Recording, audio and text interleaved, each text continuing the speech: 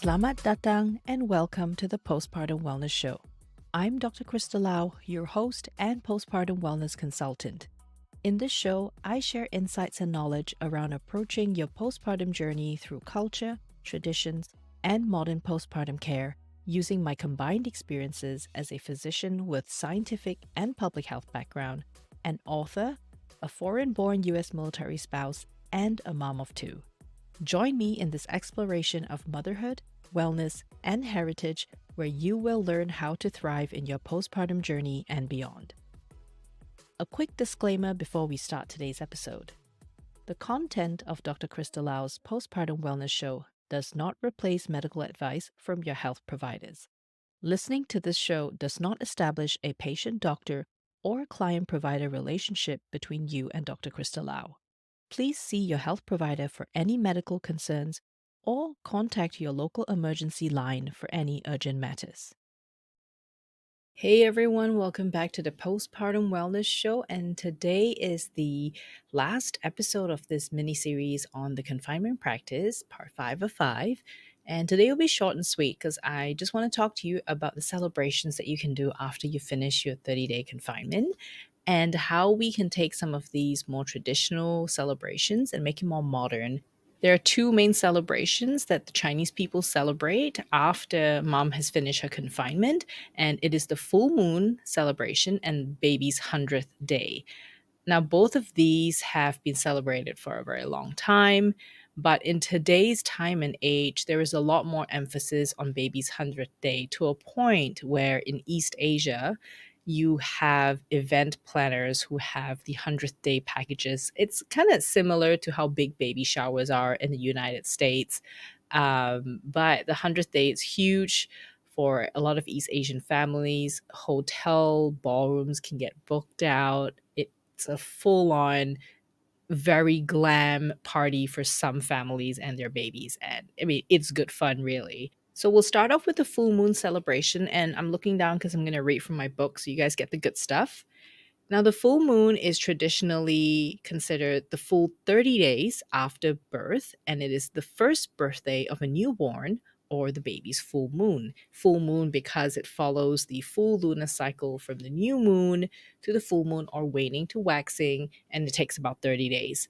Now, I remember being told by my mom that my Chinese birthdays, I'm always a year older than my Western birthday age. And the reason for that is it seems that it's considered that the baby has started their life in the womb. And once they're born, when they reach this first 30 days of life, it's considered that you have kind of completed that first year of life from when you were conceived in your mom's belly. So that's something interesting to consider in that Chinese culture. And this full moon period is also marks the end of the new mom's confinement month, and she's now able to bathe, wash her hair, and be presented together with baby to the family. So, of course, this is a massive, avenue for celebration because when you think about a lot of these practices that comes from back in the ancient times where a lot of moms and babies don't really make it because there wasn't enough, advanced medicine or clinical practices that helped, improve maternal and infants, survival. So for baby to make it the first 30 days and for mom to recover from the rigorous activity of childbirth, it's an absolute cause for celebration. So that's one way of celebrating the end of your confinement. The other thing is to do baby's 100th day celebration. So what's interesting here is I also remember my mom telling me, hey, even you finish your confinement after 30 days, maybe wait till 3 months after baby is born before, take your baby out, go to parties or have, people come over to celebrate the baby. And her reasoning was that you want baby's immune system to grow, you want baby to get stronger before you introduce them to the whole world where there are germs out there and strangers coming to see baby or, strangers to the baby at least. But traditionally, these 100th day celebration comes from imperial ancient Chinese days which is described in the Book of Rites, called in the section called The Pattern of the Family. I'll put the link in the show notes and just the reference as well. So if you guys want to look this up, this information, you can find this online and read more if you're interested. So, what they do during this time specifically is the shaving of baby's hair, because, as I've mentioned in a previous episode, that the process of childbirth, all the fluids and everything is considered dirty and unlucky. And yes, for those of you listening, I'm rolling my eyes. Those of you watching this, you can see me do little eye rolls as I say things like that. Um, it's believed that when the baby is born, they're covered in all the fluid, that their hair is also polluted with all this fluids. So at the 100th day that they've lived that long and they're thriving, then it's tradition to shave off that hair, to shave off the pollution and the unluckiness so that, they can continue to thrive after that. And that is where the hair shaving tradition came from. In today's time, there are families who still do the hair shaving, either at baby's full moon on the 100th day. And the reasoning now is, instead of all these unluckiness or unlucky fluids in the hair, it's the belief that shaving the hair will cause the hair to grow back stronger and thicker. So if you want your baby to have thicker hair, then go ahead and do that. Whether that's true or not, I haven't come across any evidence to show that. Personally, I did not shave my girl's head at all, so any hair that they've got right now has been there since they were born. But those of you who have, let me know in the comments, or write me, how was this hair shaving practice for you? Did you think that it made your baby's hair grow back thicker?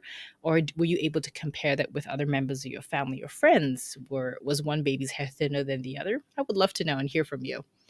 So, the full moon celebration, 100-day celebration, what is done during this time is pretty similar. At the end of the 100th day, there is the bathing for mom and baby as well before they're presented for the celebration, very similar to the full moon.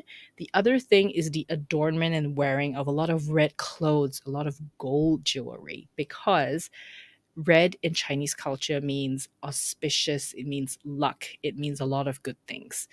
And wearing gold jewelry as well. Well, it's gold, it's wealth, it's prosperity. It's all about being lucky, being bright, and having abundance. So these are the significance of wearing the color and gifting gold jewelry. So for my girls, I had a lot of family members and my mom as well. They gifted little baby anklets of gold, like actual, depending on how wealthy your friends and family are, you can give them as much precious gold as you would like. And again, thinking back to the ancient times, it was reasonable to do a practice like this because should anything happen, then the family will have this gold on hand to exchange for money for sustenance if there was ever any need or emergency that arose. Because when you think about it, how often are you going to have your baby wear that gold anklet or the gold necklace? And they're going to grow so quickly, they're going to outgrow those jewelry. So it's really not just for fancy wearing. If you think about it, it's really more of the significance of gifting something that's traditionally has a lot of meaning for goodness and good luck, but at the same time it also helps if you need to pawn it, to put it bluntly. The other thing is red dyed hard boiled eggs. So this means you would boil the eggs and then use a red dye to color the outer shell, and that's it. There's no real flavoring to it, but again, the significance of a red dye means good luck and all of those. And the hard boiled egg signifies new birth and renewal of life, also including new beginnings, which that's the thing with babies. They are the next generation, and that's what you're celebrating. So this red dyed hard boiled eggs are made and just distributed around to everyone at the party. But what can you do as a modern family? I mean, most of us now, we are living in the West, or even if you're back home in the East, a lot of parts of our countries, they are getting more modern, and we have a lot more things that we can do for either baby's full moon or 100th day. So you can still celebrate both if that is what you wish. For me, we did both celebrations, although we did that when we were in the States with very small groups of people. But the idea was to have the 30-day full moon celebration only for the closest of family because we didn't want a big party when baby was only 30 days old. So for the full moon celebration, we did a very small dinner just with my in-laws and my side of the family with the newborn baby. For the 100th day, we did something a bit bigger. We invited friends. Of course, we invited family again, but it was a bigger party and baby, was more robust at the time. And I was bit more comfortable as a first time mom to allow other people to carry my baby as well. So that was a good time to have a bigger party for the 100th day. So you could have both, or you could just focus on one. And it's really up to you. If you do go the 100th day and you're in that part of the world where you've got the party planners and the culture is there for a big celebration and that's what you want to do, then I say go for it because it's good fun. So, one way of modernizing the full moon and the 100th day celebration is really to include mom, because as the name of these celebrations already say, it's baby's full moon, baby's 100th day. So include mom. Make this a day about her thriving in her motherhood journey, especially if you're a first time mom, you've made it 30 days in. And even more so at the 100th day, you've made it 3 months and more. Shine the spotlight on her as well. Send her to have a big spa retreat with manicures, pedicures. Help her have her makeup done if that's what she would like. Get her hair done. Get her a new outfit, and so that when she comes up to the party, it's also about her as much as it's about the baby. Give her a gift as much as you're going to gift baby maybe gold anklets, a red packet, a hong bao. Give mom something too. Maybe a gift card to go somewhere so she can treat herself. And a lot of things in my book, it's not really changing traditions so much. It's really adjusting. It's really also about adding mom back into the picture, bringing her back to the center of attention, shining the spotlight back on her. And I think that's a very important thing for us to do because we are starting to see that the burnout among moms, the feeling of invisibility once, a woman enters motherhood, our moms and aunts and the women before us have all experienced that. And I feel really strongly that by doing things this way, by bringing the woman and the mother back into the picture, is going to help our next generation of women and mothers to feel really appreciated and to look forward to this. Because and this is only a thing I can say for myself, was I definitely did not look forward to motherhood at all or becoming a woman, because all the narrative that I had grown up around was you sacrifice so much and you put yourself last, that you should never be the center of attention anymore after you become a mom. That honestly, I can say was a big part of why my postpartum depression was also pretty bad, because of things that have I've grown up around, never really thought about, but had come out quite strongly as soon as I stepped into the mom shoes. So, but that's a story for another day. Now it's all about celebrations. And one thing you could do as well is, for those of you in the West and you have had a baby shower, you could do something similar during the full moon or the 100th day. You could incorporate games as well. And there's no traditional games, not that I know of. Well, besides the one on the 100th day, if your baby can crawl or reach for things, then there is that game about, well, which item or which fruit or vegetable will your baby reach for, and that will forecast their future career, which I think is just hilarious because they can't really see that well at that age anyway, so whatever they pick is just going to be the most shiny thing that they can get their hands on. So, yeah, do with that information what you will. But most importantly, is just to have fun. Now, for food that you can have during this time, if you're going to have a party planner and you're going to host it at a hotel or an event space, then, eat whatever you like. But if you're having it at home and you want to have it in a more intimate setting, what you could do is do a hot pot. Because we're talking about Chinese cultures here, traditions and practices. We love a good steamboat. Well, in Malaysia, we call it steamboat, hot pot, I guess, for other Asian diasporas. But yes, you can do that at home because you're just cooking food around this, steaming hot soup, and get those pots that have a divider in the center so you can have spicy soup on one side and a clearer broth on the other side. And hey, everyone with different spice tolerance, they can have whatever they like. Another thing a lot of Malaysians do is have angku kueh. For those of you listening, if you pop on the blog, I'm going to put pictures there. Those of you on YouTube, I'm going to show you a picture here. Kueh is essentially a steamed cake, a steamed dessert. They're from the Malaysian Nonya culture, and I know our peers in Indonesia also have similar cakes. So we call them kueh. And the reason that the angku kueh is called as is because it's tortoise shaped. And the reason for having this during the 100th day and the full moon celebration is because the tortoise signifies long life because they live for so long. So having ang ku kueh is one way, one food that you could incorporate. Another thing that I've actually asked my mom about is having the yi sang. So this is I suppose a translation or a description that I can best describe, which is what I called it in my book, is a prosperity salad toss, because this dish comes from Chinese New Year or Lunar New Year, and it's created in Malaysia. And what happens is this massive salad with fish, with all the ingredients signify some form of prosperity, wealth, and good luck.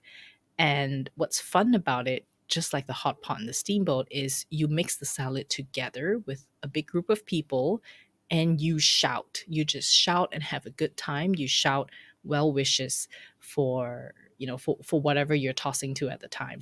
So I asked my mom if, would this be a good thing to do during the 100th day or the full moon, because you're getting people together. And she said, why not? Because it's such a fun thing and it's got such a good meaning behind the dish. So that's why I suggested that as a dish to do for these two celebrations. And go get my book if you want more about my special recipe for the sauce and other ideas on what you can do for these celebrations. It's in chapter 10. So, yeah, that's that for the mini series on confinement. So, if you guys have any questions, please drop a note in the comments, the YouTube video comments, or write me. I'm going to put a link in the show notes so you guys can just contact me easy.